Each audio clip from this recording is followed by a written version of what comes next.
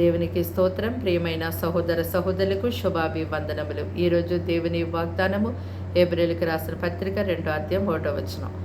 కావున మనము వినిన సంగతులను విడిచిపెట్టి కొట్టుకొని పోకుండానట్లు వాటి యందు మరి విశేష జాగ్రత్త కలిగి ఉండవలను. చూడండి, వాక్యమై ఉన్న దేవుడు వాక్యం ద్వారా మనతో మాట్లాడినటువంటి సంగతులను ఆలకించకుండా, అంగీకరించకుండా, గైకొనకుండా నిర్లక్ష్యంగా ఉండడము, దేవుని యొక్క ఉపదేశాన్ని మరిచిపోయి ఆయన యొక్క తిన్నని మార్గమును విడిచిపెట్టి తిరిగినట్టయితే మనము నాశనకరమైనటువంటి మార్గంలో, కష్ట మార్గంలో, శాంతి లేని మార్గంలోకి కొట్టుకొని పోతాము.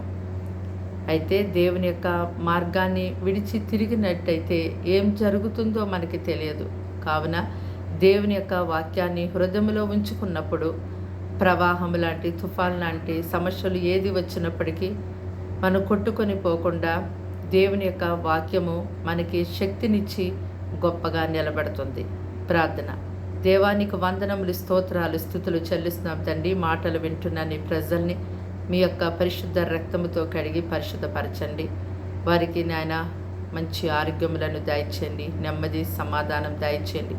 నీ యొక్క మాటలను ఆలకించి వాటిని గైకొనే జీవితాన్ని బిడ్డలకు అనుగ్రహించండి.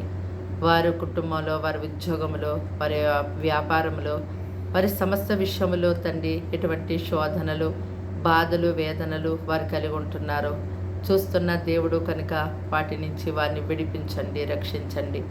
నీ ప్రజలకు రక్షణ లేదేమో, రక్షణ అనుగ్రహించండి. వారి కుటుంబంలో సమృద్ధికరమైన ఆహారం దయచేయండి. అనారోగ్యంతో ఉన్న వారిని ముట్టి స్వస్థపరచండి. ఎవరు ఏ సమస్యతో ఉన్నారో తండ్రి యేసు నామములో విడిపించండి. అయ్యా తండ్రి, నా ప్రభు ఎగ్జామ్స్ రాస్తున్న పిల్లలకు జ్ఞానము, తెలివి, ఆరోగ్యం ఇచ్చి ఎంతో మంచిగా రాసుకొని ఫస్ట్ క్లాసుల్లో పాస్ అయ్యేలాగా సహాయం చేయండి. ఈ దినమంతా నీ బిడ్డలకు తోడై ఉండండి. ఎండ దెబ్బ, వడగాల్పు నుంచి తప్పించి నీ సజీవమైన రెక్కల కింద క్షేమంగా భద్రపరిచి కాచి కాపాడమని యేసు నామములో ప్రార్థన సమర్పించి వేడుకుంటున్నాం తండ్రి. ఆమేన్.